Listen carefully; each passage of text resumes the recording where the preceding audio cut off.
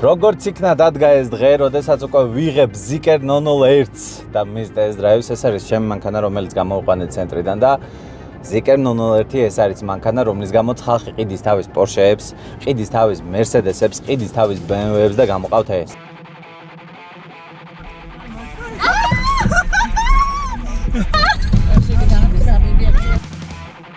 2004 ლარი თვითონ საბურავიო, რომელიც მიდის თბილისში ევაკუატორით. პირადად ჩემი Lexus-ი ჩავაბარე. ნახე, აი ჩანს კარგად პირველმა რომ ჩააჭირა და მე მეც ჩავაჭირე გაზს და რამდენზე გავასწარე უკვე? 150-ზე უკვე, 160-ზე უკვე გავასწარე. ვაბარე ამათ ცენტრში და წამოვიყვანე აი ეს მანქანა. რომ გითხრა რაღაც ისეთია, რაც ყველაფერს ირგვლივ გავს თქო, ტყუილია, ბევრს ვილაპარაკებ. ეს იქნება დიდი test drive ამ მანქანის, სადაც აი ყველაფერს ვიტყვი. მინუსებზეც ვილაპარაკებ, პლუსებზეც ვილაპარაკებ. მინუსები აქვს, რა თქმა უნდა აქვს, ამათზეც ვილაპარაკებ. ტალახშიც გავატარებ ამ მანქანას, თოლშიც გავატარებ ამ მანქანას, წვიმაშიც გავატარებ, კარგავინძეც გავატარებ, ბოლაც იქნება სხვადასხვა მანქანებთან ქუჩებში და მოკეთ ყველაფერი იქნება. ოღონდ აქ მნიშვნელოვანი რა არის? ჯერ ვთქვა რატომ ვიღებ ამ ვიდეოს, ხო? ძალიან ბევრისთვის გაუგებარი იქნება. ფსიქოლოგი ვაკოდარჩია, ბევრი მიცნობს, როგორც ფსიქოლოგი ვაკოდარჩია და რა შვაში არის test drive-ები. ფულთან არის კავშირში, რა თქმა უნდა, ამ საქმეში ძალიან ბევრი ფული კეთდება, ოღონდ არა ქართულ ენაზე. ინგლისურ ენაზე პირველ რიგში და შესაბამისად ინგლისურ ენაზე უკვე დაწყებული მაქვს test drive-ები, გადაღებული მაქვს დაახლოებით 6-7 ვიდეო. საკმაოდ კარგი ისეთი ვიდეო, რომლებიც უკვე ნელ-ნელა ვარდება და კარგად მიდის წინ, მაგრამ არის ერთი პრობლემა. test drive-ებზე იმისთვის, რომ მანქანები ხელში ჩაიგდო, არსებობს რამოდენიმე გზა. პირველი, რა თქმა უნდა, ახლობლები. მე არ ამყავს ისეთი ახლობლები, რომლებსაც ეყოლებოდათ ისეთი მანქანები, რომ ყველა მათზე ოცნებობდეს და რომ ავდგე და ვითხოვო, ხო, ეს მანქანა და მე ყველა თქვას, ვაუ, რა მაგარია და მარტო მანქანის გამოვუყუროს ვიდეოს. ანუ ახლობლების ვარიანტი გამოდის ჩემთან არ გავიდა. არის მეორე გზა. ეს არის მანქანის მიღება ცენტრიდან test drive-ისთვის, რომ ცენტრები გაძლევენ მანქანას, შენ კიდევ გახარ და აი ტრაქს ულოკავენ მანქანას, იმის გამო რომ ცენტრმა მოგცა და თან რა თქმა უნდა ფულიც გადაგიხადა და მოკლედ აქებ ადიდება მანქანას, იმიტომ რომ ცენტრი სულელი უნდა იყოს და იქაურ წარმომადგენელი სულელი უნდა იყოს, რომ მანქანა ისეთ ადამიანს გაატანოს, ვინც გალანძღავდა ამ მანქანას, ხო? ეს ვარიანტიც ჩვენ შემთხვევაში არ გამოდის არა იმის გამო რომ სუპერ მორალური ადამიანი ვარ და არ გავიყიდები, ძალიანაც გავიყიდები, როდესაც Lamborghini ან Ferrari და ამერიკავს თუ კი ეს დღე დადგება ცხოვრებაში, მაგრამ ჯერჯერობით ცენტრებთან თანამშრომლობა საკმაოდ რთული არის ჩემთვის, იმიტომ რომ საქართველოში ვარ, ქართულ ენაზე ისედაც ძლივსიძლევიან ცენტრები მანქანებს test drive-ისთვის და პლუს ამას ვერ დაანახებ იმ სარგებელს, რომ ინგლისურ ენაზე გადაღების გამო ადგენენ და მოგცენ ეს მანქანა მაშინ, როცა საქართველოში ხარ, მოკლედ არ გამომდის. და არის მესამე ვარიანტი, ყველაზე მაგარი და ყველაზე სერიოზული, ესაა შემდეგი, რომ ავტომოყვარულები ძალიან ხშირად ისეთი გადარეულები და გიჟები არიან, რომ მზად არიან თავისი მართლა ძალიან ძვირიანი მანქანა მიცენ ვიღაცა იდიოტს, რომელიც ვიდეოს იღებს test drive-ზე. ელემენტარულად და იმისთვის, რომ ამ ადამიანებმა ადგენენ და საკუთარი მანქანა test drive-ზე დაინახონ და მზად არიან ყველაფრის უფლება მოგცენ. აი სანამ ამ მანქანას test drive-ს უღებ. ცუდიც თქვა, კარგიც თქვა, გალანძღო, გაასწორო მიწასთან, რაც გინდა ის გააკეთო და ანუ უმრავლესობა test drive-ს იღებს ზუსტად ასე, რომ უკავშირდებიან თვითონ მანქანის მეპატრონეები, რომლებსაც საინტერესო მანქანები ყავთ და რომლებსაც უნდა საკუთარი მანქანის test drive-ზე დაანახონ. შედეგად გაჩნდა ასეთი იდეა, რომ მოდი ქართულადაც გადავიღო, ქართულ ხალხსაც შევუქმნა ეს კონტენტი, მეც მსიამოვნებს, მიყვარს მანქანები, გიჟდები მანქანებზე, პლუს ამას აქედან მანქანებიც ჩამივარდება ხელში და ყველა მანქანას, რაც ქართულ ენაზე იქნება, თუ საინტერესო იქნება და მომეწონება და არიქა თავზე რაღაც არ დამენგრევა, ინგლისურ ენაზეც გადავიღებ და ჩემ თავსაც გავახარებ. თქვენს გაგახარებთ ჩამომაგრება. შესაბამისად, ვისაც საინტერესო მანქანა ყავთ, ვისაც გინდა თქვენი მანქანის ორ ენაზე დანახვა test drive-ზე, აი აქ მომწერეთ ფსიქოლოგი ვაკოდარჩიას page-ზე, გამოგზავნეთ მანქანის ფოტოები და მოვილაპარაკოთ test drive-ზე წამოყვანასთან დაკავშირებით, ან მომწერეთ აი აქ ტექნოგადის Facebook page-ზე. ეს არის. ვილაპარაკე, თქვი რატომ ვიღებ ამ ყველაფერს და ახლა დავიწყეთ.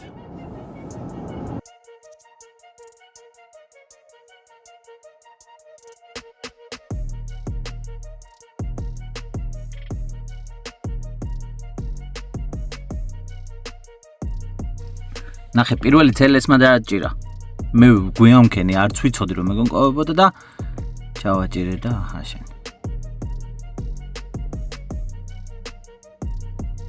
მარიკა მაგრდინა არის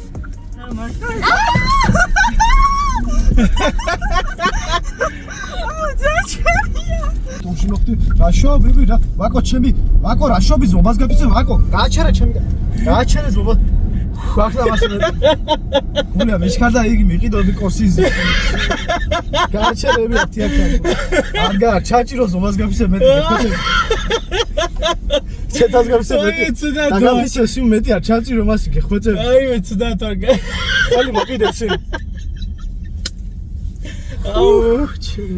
აუ რა კარგია ახლა მეტი ჩემს სიყვარულს გაფიცე მეტი ახლა მასე ჩემი აი ჩაჭერილი აქვს ბოლომდე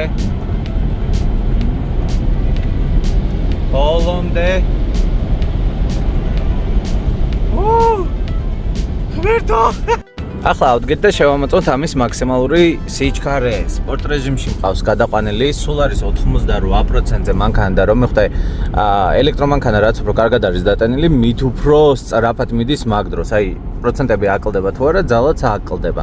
იმდენად ძლიერად არა რომ თქვა არ იქა ეს რა არისო, მაგრამ აი 10%-ზე როცა არის, უკვე მართლა მაგრად ეტყობა და აი რაღაცას ფიტს ემსგავსება რა. მოკლედ აი სწორი გვაქვს, გას ჩავაჭირე. 150 170 ორას აჰა შენგენაცვალე მე რა უცება იყო ბიჭო მოკლედ მაქსიმალური ამანქანას აქვს 200 თან ეს ისეთი 200 არის რომელზეც როგორი შეგრძნება გაქვს იცი აი წეგან შენ შეამჩნევდი კარგად რომ დააკვირდე როგორ იღებს სიჩქარეს რამდენად სწრაფად იღებს ანუ აშკარა დააქვს ძალა რომ წავიდეს 250-იც და მეტიც მაგრამ ელექტრონულად ითიშება ელექტრონულად იმის მერე ეგრევე აკლდება ძალა და უბრალოდ აღარ აწובה მანქანა და ცდილობს რომ ეგ სიჩქარე შეინარჩუნოს რისთვის არის ეს გაკეთებული ორი ლოგიკური აზრი არსებობს აქ ერთი პირველი რა თქმა უნდა ის რომ უსაფრთხოება იყოს, იმიტომ რომ 200-ზეც რამე რო დაგემართოს თავისთავად უეჭველი დაბრედილი ხარ და მეორე ვარიანტი არის კიდევ ერთი. Zikers ყავს სპორტული ვერსია, Ziker FR, რომელიც 1200 ცხენის ძალიანი არის, რომელიც ეჯიბრება აი სოფლიოში ერთ-ერთ ყველაზე სწრაფ მანქანებს სიჩქარეში, ანუ 2.9 თუ 2.8 აქვს 100-მდე საოცრად სწრაფია. იმის მაქსიმალური მე არ ვიცი რამდენი არის, მაგრამ ლოგიკურად, ჩემს ლოგიკაში ყოველ შემთხვევაში ჩდება იდეა იმისა, რომ მასში აი ეს ელექტრონული ბლოკირება მაქსიმალური სიჩქარის ბანალურად არ არის. აქ კიდევ არის და ალბათ ჩემი აზრით, თუ ძალიან კარგად შეძრუები ამ მანქანის კომპიუტერში, შეიძლება რომ ეს 200-ზე მაღლაც წავიდეს. მიდის ძალიან სწრაფად, აი ძალიან სწრაფად იღებს სიჩქარეს. აჰა, კიდევ მიდიხარ აქ 116-ით, ჩააჭირე. აზრზე ხარ. 190 ღმერთო ჩემო 200 იყო უკვე. მოკლედ დაწერე ნებისმიერი კომენტარი აი ამ ვიდეოს ქვევით და პირველ ორ ადამიანს ვისაც ყველაზე მეტი ლაიქები ექნება შემდეგი ვიდეოს დადებამდე გადავურიცხავ 20 ლარს. პირველ რიგში და ყველაზე მნიშვნელოვანი ველაპარაკოთ უსაფრთხოებაზე, რამდენად უსაფრთხოა ეს მანქანა, იმიტომ რომ ძალიან სწრაფია, იმ დონემდე სწრაფია, რომ ძღოლი რომელსაც გამოცდილება არ აქვს, სავსებით შესაძლებელია შეასყდეს რაღაცას. თავისი მინუსების გამოც, პლუსების გამოც, მაგრამ მანქანა საკმაოდ ჭკვიანია და ბევრ რამეს აკეთებს იმისათვის, რომ უსაფრთხოების შეგრძნება მოქცეს და თან ფაქტობრივადაც ამართლებს ამას და გიმტკიცებს, რომ შეუძლია უსაფრთხოდ გამყოფას. ახლა უყურე ამის ისტორია როგორია. 2020 წელს თუ 2021 წელს ეს მანქანა გამოვიდა ჩინეთის ავტო გამოფენაზე, სუსო პირველად, როგორც ზუსტად ამ ბრენდით, Zikeris ბრენდით და აპირებდნენ მომავალში რომ ევროპაში გამოსულიყო როგორც Volvo. და რატო? იმიტომ რომ Zikeris მწარმოებელი სინამდვილეში არის Geely. Geely იყიდა Volvo. მერე დაიწყო ამ Volvo-s ტექნოლოგიების და ინჟინერების გამოყენება თავის ბრენდებში. და მომავალში როდესაც ეს Zikeri გამოვიდა, ევროპაში აპირებდნენ შემოსვლას როგორც Volvo ისე ელემენტარულად იმის გამო, რომ ეს მანქანა აწყობილი არის Volvo-s ინჟინერების მიერ. ყველაფერი უსაფრთხოებას რაც შეეხება Volvo-s პასუხისგებლობა არის აქ და თუ ვინმე მარიცის, Volvo-s გამოგონილი არის აი ეს ღვედები და როდესაც გამოიგონეს თვითონ ეს ტექნოლოგია, წარმოედგინე, უბრალოდ წარმოედგინე. გახსნილი გახადეს, ანუ პატენტი ღია იყო და ყველას ჰქონდა უფლება რომ თვითონაც ეს გაეკეთებინა. ანუ Volvo-ს რეალურად მილიონობით ადამიანი ყავს გადარჩენილი მთელს მსოფლიოში და ეს ყვილად არ აქვს ესეთ სახელი რომ ყველაზე უსაფრთხოა. საოცრად უსაფრთხო ბრენდია, საოცრად მაგარი ბრენდია Volvo და ეს ამანქანშიც ჩანს. ჩანს თუნდაც რაში. იმაში რომ აბსოლუტურად ყველგან დაახლოებით 13 კამერაა თუ სწორად მახსოვს ირგვლივ, ანუ გვერდებში, ქვევით, ყველგან იყურება კამერები და ყველგან ყოველთვის მუდმივად იწერს ვიდეოს, მუდმივად ყველაფერს იწერს, მოკლედ ეს მანქანა. პლუს ამას რას აკეთებს? როდესაც შენ გიჭირავს კონკრეტული, მოდი ჯერ დისტანციაზე ვთქვათ. როდესაც შენ მიდიხარ სწრაფად, მაგალითად 80-ით, 90-ით, 100-ით, 120-ით და ასე შემდეგ, ის ხედავს შენს წინ მანქანა რა სიჩქარით მიდის დაახლოებით. როგორ ითვლის ამას არ ვიცი, რაღაცნაირად თვითონ ითვლის მანძილის მიხედვით და შენი სიჩქარის მიხედვით ალბათ და მიახლოების მიხედვით და თუ კი ხედავს რომ შენ ზედმეტად და აი არც ისე უსაფრთხო დისტანციაზე ხარ, ადგება და ეკრანზე დაგიწერს რომ უსაფრთხო დისტანცია დაიცავიო და სანამ ამას არ გააკეთებ, სიმღერების გადართვის უფლება არ გექნება. აი ამ მულტისაჭეს, რომელიც ჩემს წინ არის, მე განახებ ხო თან აქ კადრებს ჩავსვამ ლაპარაკის დროს, არ მოგცემს უფლებას რომ აი აქედან სიმღერები გადართო, რაღაცა ჩართო. ანუ არ მოგცემს იმის უფლებას რომ ყურადღება გაფანტო, არავითარ შემთხვევაში. ოდნავ მოშორდები თუ არა იმ მანქანას და მანქანა აი ეს მანქანა ჩათვლის თუ არა თავს უსაფრთხოდ რომ ეს დისტანცია ამ სიჩქარეზე საკმაოდ ნორმალური და კარგი არის, რას გააკეთებს, იცი? გაგიხსნის ყველაფერს. გაქრება ის წითელი წარწერა რომ keep safe distance და ჩვეულებრივ შეგიძლია რომ მულტისაჭე გამოიყენო, სიმღერები გადართო, გადმორთო, რაც გინდა ის გააკეთო. საკმაოდ მაგარი თვისება არის, თან როგორი იცი ადაპტირებადია და სხვადასხვა სიჩქარეზე, სხვადასხვა მანძილზე გიწერს ამ ყველაფერს. მაგარია, მე ამას არ ველოდი არანაირად, წარმოდგენა არ მქონდა, აქამდე არც მინახავს ასეთი არაფერი და ბევრჯერ გამომადგა. გამომადგა რაში? პირველ რიგში იმაში, როდესაც ჩემი ცოლი ჯდება მანქანაზე, ვიცი და დარწმუნებული ვარ იმაში, რომ მანქანა უბრალოდ აიძულებს რომ დისტანცია დაიცვას და ეს მაგარია, მომწონს. არ მომიწევს არანაირი ლაპარაკი რომ დისტანციაზე დაიყავი, ნუ ახლავდები ასე, ახლოს და ასე შემდეგ და ასე შემდეგ. ჩინეთი. კეთილაკს დააჭერ, თვითონ გახსნის და საკმაოდ დიდი საბარგული გაქვს აქ. ძალიან და პლუს ქვევით კიდევ გაქვს ქვედა საბარგული, სადაც უკვე იმალებოდა თავისთვის იყო დიდი დამტენისთვის კაბელები, დიდი რა, საშუალო ნორმალური დამტენისთვის კაბელები. ეს რა არის? არ ვიცი. ეს რა არის? მოიცა. დავაჭირე. ხატაობ. მანქანა დაბლა ჩადის. ღილაკზე აქედან.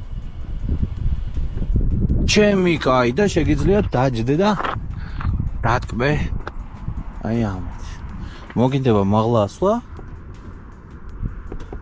ხო. მიდის.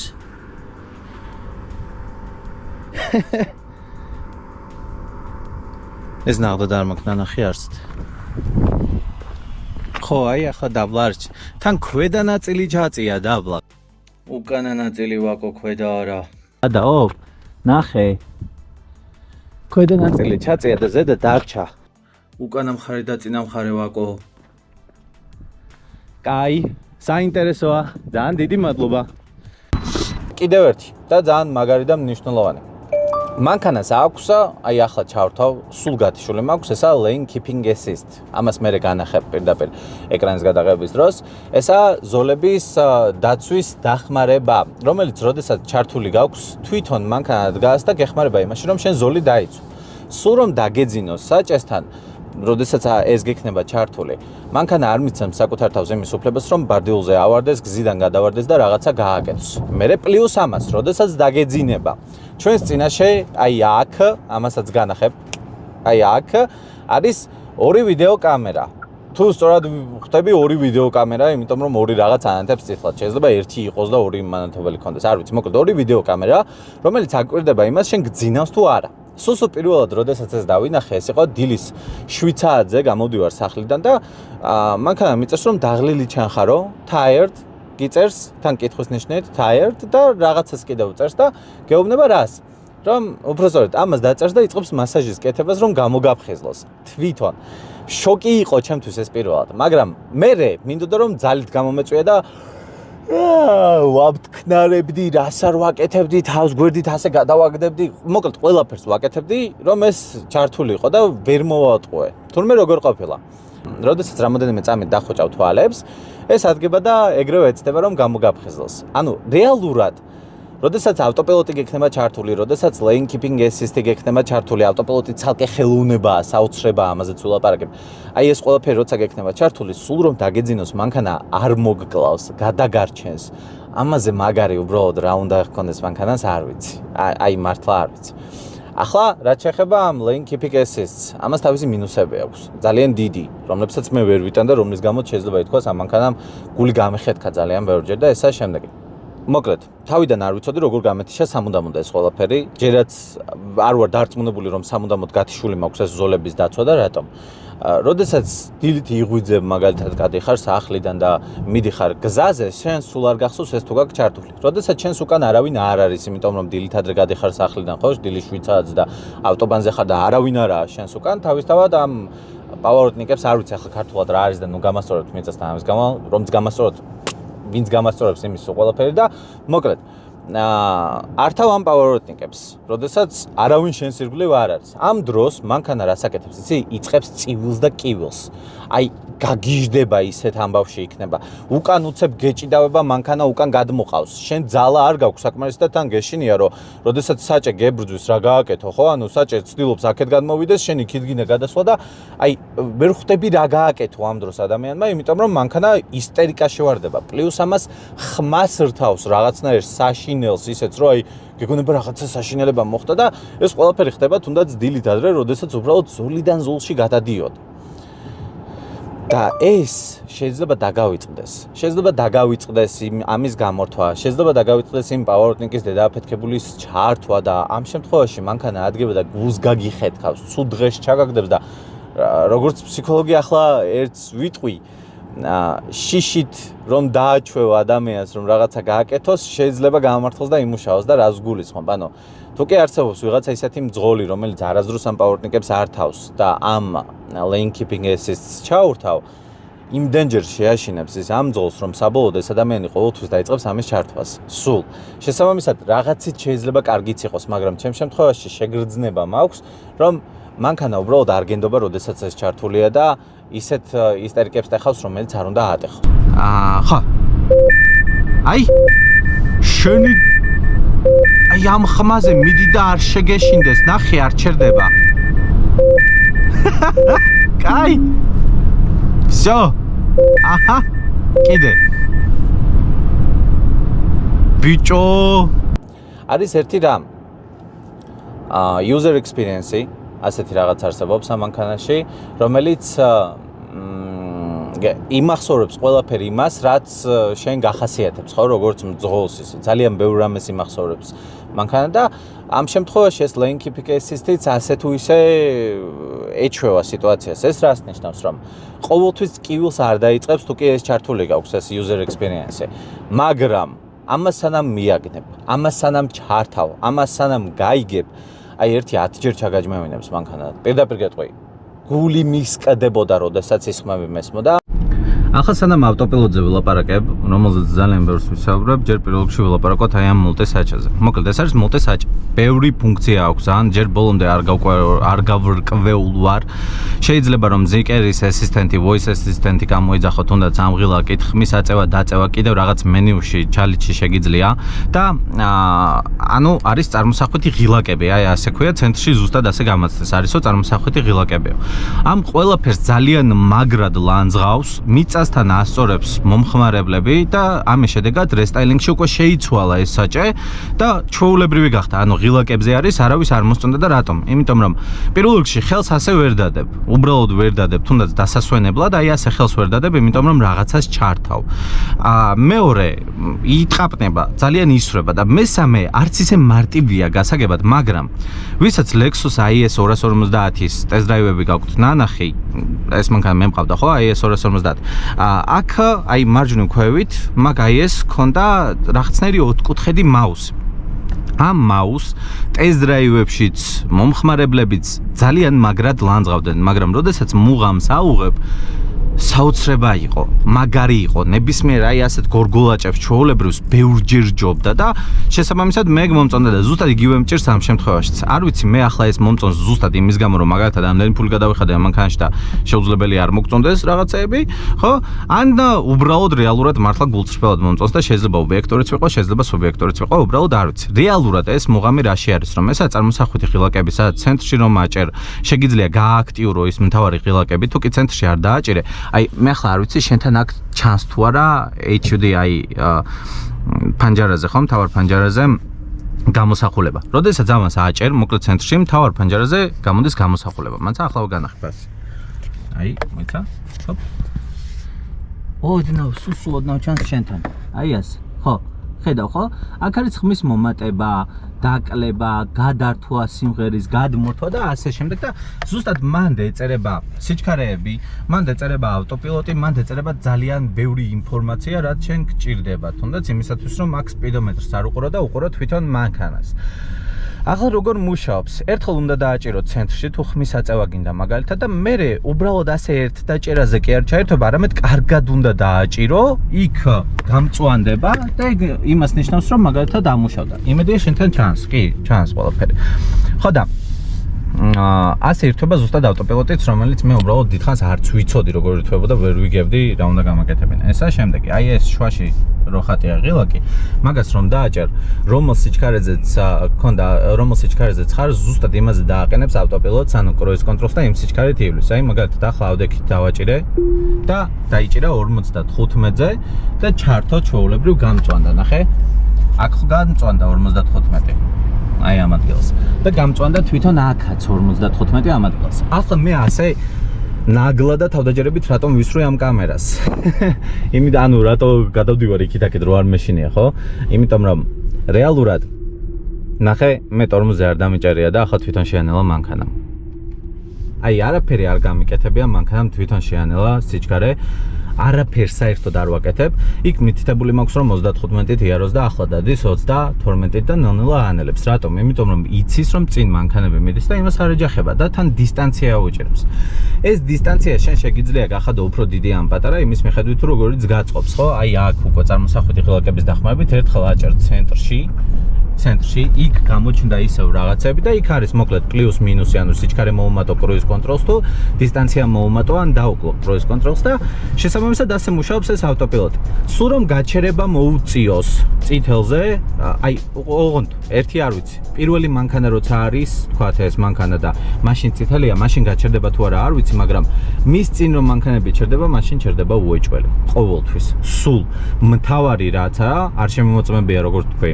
წითელზე პირველი, ანუ შუქნიშანზე, პირველი როცა ხარ და არ შემოწმებია ასევე სამწუხაროდ აი საშინლად დასრული როცა არის მანქანა და სავარაუდოდ მაშინ არ ემუშავებს და რატომ? როდესაც დასრულია კამერები რომ ესვრება. აი წრიპინს იწყებს, წივილ-კივილს იწყებს, აქ ეკრანზე გიწერს სხვადასხვა ერორებს და ამბობს რომ სხვადასხვა აი ეს უსაფრთხოების სისტემა უბრალოდ ბანალურად ითიშება. აქაც მე გიწერს ყველაფერს რომ გათიშულია და მოკლედ ყურადღება მიაქციო. ჩემი აზრით ეს ძალიან კარგია და რატომ ხელს არ შეგიშლის და არასწორად არ იმუშავებს მაშინ, როდესაც ირგვლივ გარემოს ვერ ხედავს.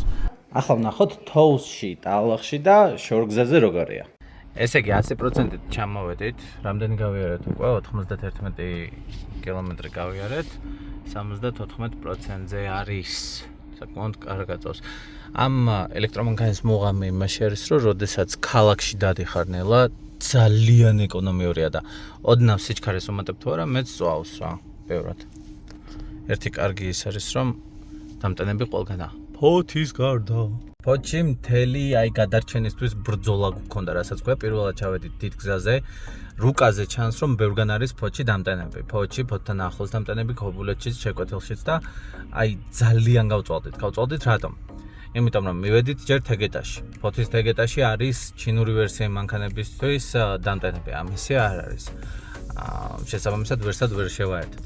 არის კიდევ ერთ სასტუმროში დამტენი. მივედით იქ, გაფოჭებული არისო გამოგუშვეს. კიდევ ერთ სასტუმროში იყო, იქაც მივედით, იქ საერთოდ აღარ გვაქვსო დამტენიო გვეთქეს. მერე როგორ იყო? მერე გრიგოლეთში წავედით. გრიგოლეთშიც აღარ იყო. წავედით უკვე ქობულეთისკენ, შეკვეთილში შევედით, ის რა არის, ბიზნეს დიდი რა ქვია იმას.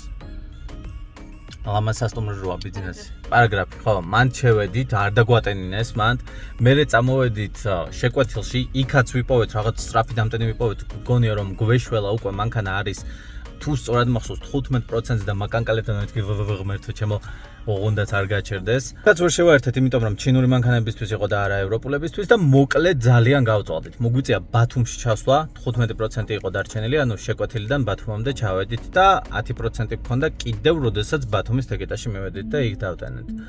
აი ძალიან ვიწვალეთ, ძალიან მაგრად ვიწვალეთ და რის ხარჯზე, ანუ მანამდე გზაში, ფოთამდე, ბოლომდე არ დავტენე, იმიტომ რომ მეგონა რომ ფოთში ბევრი იქნებოდა დამტენი. ბათუმში, ქუთაისში, თბილისში არის. ფოთში საერთოდ არ ვიცი რა ჭირს მკავრობას. წესი გამოგვიმუშავდა? წესი ნომერი 1. სადაც შეიძლება რომ დატენო? უნდა დატენო. ყოველთვის. სულ 2400 ლარი თვითონ საბურავიო. კივილს მორთავ, ზიკერშიც ეგ მითხრეს, 2500 მითხრა. წყვილია თუ ოთხეულია? ერთი თო მაგდანია. ხო არ გადაობ შოკია. ზამთარში მანქანა ვეყიდე, მოვყიდე ზაფხულის ბორბლებით. ამას ნაღდად არ ველოდი. ერთი სასიამოვნო პლუსი. ამ დამტენზე უკვე მანქანა დატანილი მქონდა ერთხელ. ახლა მოვედი, შევაერთე და თავისი დაიწყო. არ ვიცი როგორ იცნო, მაგრამ ჩემს პროგრამაშიც თავისით დაიწყო. ფული თვითონ ჩამოწერა 10 ლარი და ესა, არაფერზე დაჭერა არ მომიწია. უბრალოდ ავიღე და ჩავდე. ეს ერთი პლუსი გვაქვს. მოკლედ ახლა ვიტენებით და ფიქრობთ რა გავაკეთოთ, იმიტომ რომ 2500 ლარს ცალბორბალში მე უბრალოდ არ გადავიხდი, დგები და გამოვწერ უკვე 91-დან. და ვცდილობთ ახლა ვიფიქრო რა უეჭველი ვიცით, არწმუნებული ვარ რომ გაივლის ეს თოლში. 100% თუ არ დარწმუნებული, ისეთი ტალახიდან ამოვიდა თოლს გადაყლაპავს. მაგრამ ორსული თოლი როზის ამაში რა უყო?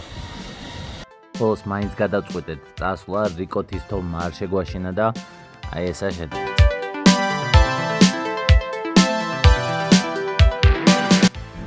ამინდი გაუარეს და ეს ისევ ძალიან ჩვეულებრივ და ლამაზად დადის. საერთოდ ნაოც არ უჭერს. There's a 17-minute congestion in 3 kilometers. You are still on the best route. Okay. გავაგზავნოთ. კი, გავაგზავნეთ. მოკლედ. ჯერჯერობით თოლის ტესტს გადის უპრობლემო და ახლა წარმომიდგენია მართლა ზამთრის საბურავები რო იყოს კიდევ რასიზამდა. იფრენდა. ესე კიდევ მინუსი რა არის? საერთოდ მზად არ ვიყავი თოვლისთვის. ამან შეძლო ბევრი რამე ქუთაისიდან ახლა ჩამოვედით გორის ვეიმარტამდე და მგონი 50%-ია დარჩენილი. არის ერთი მინუსი. ძალიან ბევრ ადგილას, სადაც რუკაზე მითითებულია რომ დამტენი არის, იქ არ მუშაობს. ბევრგან, ძალიან ბევრგან და ეს ხო თქვი ვიდეოს დასაწყისში. და იქაც არის ერთ-ერთი დამტენი, რომელიც ასევე არ მუშაობს. და ახლა თუ სწორად დავინახე, გაჩა თითი როგორ მივუთითო. აი, აქეთ. აჰა, ეს ევაკუატორზე არის ტესლა. რომელმაც ვერ დატენა. რომელიც მიდის თბილისში ევაკუატორით. მოკლედ უცნაური რაც არის, აი ეს დამტენებია. გავიმეორებ კიდევ 100 ჯერ ვიტყვი, ჯერ ახლოსაც მზად არ არის ჩვენი ქვეყანა თავიდან ბოლომდე იმისთვის, რომ ელექტრომანქანები მიიღოს და რატომ? იმიტომ რომ ჯერ ისედაც არაა ძალიან ბევრი თავარ ქალაქებს თუ არ ჩავთვლით იქ, პრინციპში ქუთაისში ძალიან ბევრი არც იყო. კი იყო სწრაფი დამტენები, მაგრამ არა ბევრი და მეორე სადაც არის აი შეიძლება ადამიანი მართლა ამ დამტენზე იმედად იყო მიხვალ ადგილას და დაგვხვდება გაფუჭებული და დაგვხვდება ისეთი რომელიც უბრალოდ არ მუშაობს ბანალურად რაც წინასწარ სავარაუდოდ არც გეცოდინება და მე რაც შეეხება გაკეთებას, როდის გაკეთდება, თუ გაკეთდება მომავალში ეგ ადგილი, ეგეც არიცი. არანაირი ინფორმაცია ამაზე არაა, არც თვითონ იმ პროგრამებში, სადაც ეს დამტენები არის და ასე შემდეგ. ახლა რაც შეეხება თვითონ უკანა სკამებს, მე ამ მანქანაში უკანა არ მჯდარ ვარ, ნაღდად არ ვიცი როგორი არის, ოღონდ ტესტ დრაივისაში ვიჯექი ახლა მხოლოდ. ისეც არა. ასეთია. დებით. გემრიელად. აჰა, ჩვეულებრივ ეს არის ის ოღონდ ეს არა YouTube-ის ტრეკს დაგვარტყმას მან სიმღერა გავთიშო ბლა ბლა ბლა ბლა ბლა სიმღერა შეგიძლია აქედან გათიშო რა მაგარია ხო მოკლედ თუ კი ადგილი არ ყოფნის ვთქვათ ეს და გინდა უკეთიჟდე აქეთ ამ ხარეს ანუ მძღოლთან იგივე არ შეგიძლია აქეთ ამ ხარეს შეგიძლია რომ სკამი წინ გაწიო აი ასე ეს გადაწიო, გადმოწიო და როგორც გინდა ისე დაждე. ხო მაგარია, ძალიან მაგარია და ახლა საერთოდ რამდენი ადგილიც გინდა იმდენი გააქვს და ამაში უყური. შეშადი ყავი შედალოჩვილო. Oh my god. აკაცა.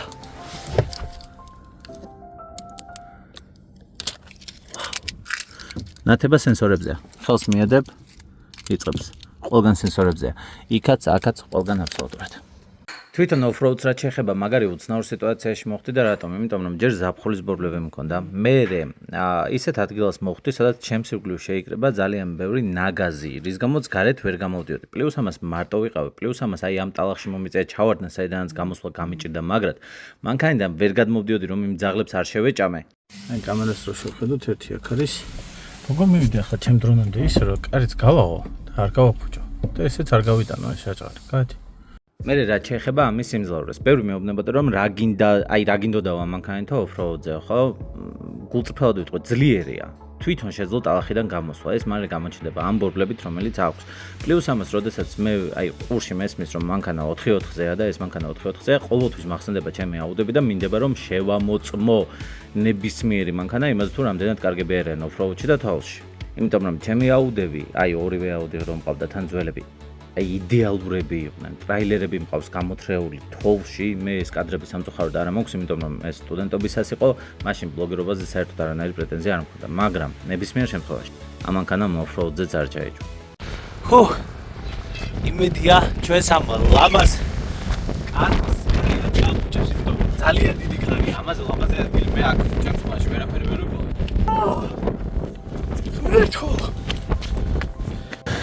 გავარტყი ძმაულ ამას კადრებს საერთოდ არ მინდა. მოკლედ. აქაც კარია, მაგრამ იმაზე ბევრად ნაკლები. მოკლედ. ეს არის არ ვიცი გესმოდა წინათ არ გესმოდა, ეს არის ჩემს ცხოვრებაში ყველაზე მაგარი მანქანა. მართლა. ამაზე მაგარი მე არაფერი არ მინახავს. მე არ მინახავს მანქანამ რომ ამდენ რამეში გაგისწოროს. გაგისწოროს იმაში რომ ეკონომიური იყოს, იმაში რომ სწრაფი იყოს თან ამასთან ერთად. ბიჭო, აქაც კარია მოვარდა. უნდა დავამთავრო ეს ვიდეო. მე რამდენი დღეა ვამონტაჟებ, შენ ხო წარმოდგენა არა გაქვს და ახლა თან კურიერი მოვიდა. რა ხდება? იმინა არ მომთავრებინებს ვიდეოს. ღმერთი. დუბლი მე-17000. მოკლედ. საბოლოოდ. თქვა ბოლო და მოვჭა ვიდეოს. დაახლოებით 4 დღეა ვამონტაჟებ გაუჩერებლად. ვიღებთ უფრო მეთხას. აღარ შემიძლია. საბოლოოდ. მე არ ვიცი ეს მანქანა რამდენად ხარისხიანი იქნება 10-15 წლის შემდეგ. თუ კი ეს მართლა Volvo-ა და თუ კი ეს მართლა Volvo-ს ასე ვთქვათ წესი და რიგით არის აშენებული, მაშინ 10-15 წლის შემდეგაც ძალიან მაგარი ხარისხიანი იქნება. მაგრამ მე ეს არ მადარდებს საერთოდ და მე მადარდებს შემდეგი. როდესაც 4-5 წლის შემდეგ ან 3-2 წლის შემდეგ მე მოვინდომებ რომ ეს მანქანა მივიყვანო ცენტრში, ჩავაბარო და გამოვიყვანო რაღაც ახალი, ნებისმიერ ცენტრზე ვლაპარაკობ. რა მანქანის ყიდვაც არ უნდა მოვინდომო. იმედი მაქვს რომ ამას სამართლიანი ფასი ექნება და არ იქნება იმდენად გაბანძებული რაც ემართება სხვა ჩინელ მანქანებს. ჩინელ მანქანებს სამწუხაროდ ემართება რა? ნახე, აი მაგალითად BMW, Mercedes-ი, Audi რომ გამოიყვანო ცენტრიდან, გამოიყვან თუ არა 15-20% უფრო იაფი უკვე ღირს და მერე უკვე ნელ-ნელა ფასი ეცემა და საბოლოოდ 15-20 წელშიც ისეთი კარგი ფასი რჩება, ხო? ანუ პრემიუმ მანქანის ფასი რჩება. ჩინელ მანქანებს ჩინურ მანქანებს პრობლემა აქვს ამასთან დაკავშირებით და ძალიან სწრაფად კარგავენ ფასს. ეს სავსებით შესაძლებელია იყოს იმის გამო რომ ჯერ რეპუტაცია არ აქვს კარგი და პლუს იმის გამო რომ ისინი ყველა ჩინური ბრენდი არ აკეთებს კარგ მანქანას თავისთავად. იქ არის ძალიან დიდი რაოდენობით ბრენდები. აი რაც მე და შენ გვსმენია მანქანებზე, ხო, რაც ვიცით, მაგრამ BMW რო გვახსენდება, ისე არა, იქაა ძალიან ბევრი ბრენდი და უმრავლესობა თავისთავად არაფრად არ ვარგა. იმედია ეს ასეთი არ იქნება. იმედია ფას შეინარჩუნებს და იმედია შემარგებს ცხოვრებას. ეს არის. მოკლედ, თუ გინდა გაგრძელება ნახო ამ ვიდეოსი, დაწერე კომენტარი გაგრძელება მინდაო, ან მეორე ნაწილი მინდაო და მე შევქმნი აუცილებლად. ვილაპარაკები იქ თუ როგორ ხდება მანქანის დატენვა, როგორი დამტენები არსებობს, რამდენად ეკონომიურია, რამდენი ჯდება რეალობაში, აი თითოцали მართლა რამდენი ჯდება ასე შემდეგ და ეგ არის. შევხვდებით შემდეგ ვიდეოებში. ასევე, თუ კი გინდა რომ შენი მანქანა მოხდეს ჩვენს ტესტ დრაივებზე, გამოაგზავნე მისი ფოტოები და მონაცემები, თუნდაც ფსიქოლოგი ვაკოდარჩიას პეიჯზე ან ტექნოგადის Facebook პეიჯზე. გამიხილავ აუცილებლად, ყველას გამიხილავ, აბსოლუტურად ყველა მანქანას გამიხილავ, სულ რომ ძველი იყოს. ინგლისურ ფეიჯზე გადაღებული მაქვს სუსუ ძველი Subaru Legacy, რომელიც იყო საოცრება, კამფეტი სიტყვის პირდაპირ მნიშვნელობით. მოკლედ, შენზე არის მხოლოდ ის რომ გამოაგზავნო, დაწერო კომენტარი, გამომიწერო აუცილებლად, გამოიწერე ეს არხი YouTube არხზე. ეს YouTube არხი უკვე აღარ შემიძლია გამიყინა ტვინი. შო, მორჩა დამთვრდა. ბებია ჩემო, რომელიც უყურებს ახლა ამ ვიდეოს. ეს 200 არ იყო 20-ით მივდიოდი, 0-იანით ყველა დაწერა. სულ წყნარად ამყავს ბებია. დარწმუნებული იყავი ამაში, მარტო აი ახლა ვარ გიჟივით, როდესაც ამ ვიდეოს ვიღებ და ისიც ცარიელ წყნარ ადგილებში. მიყვარხარ ბებია.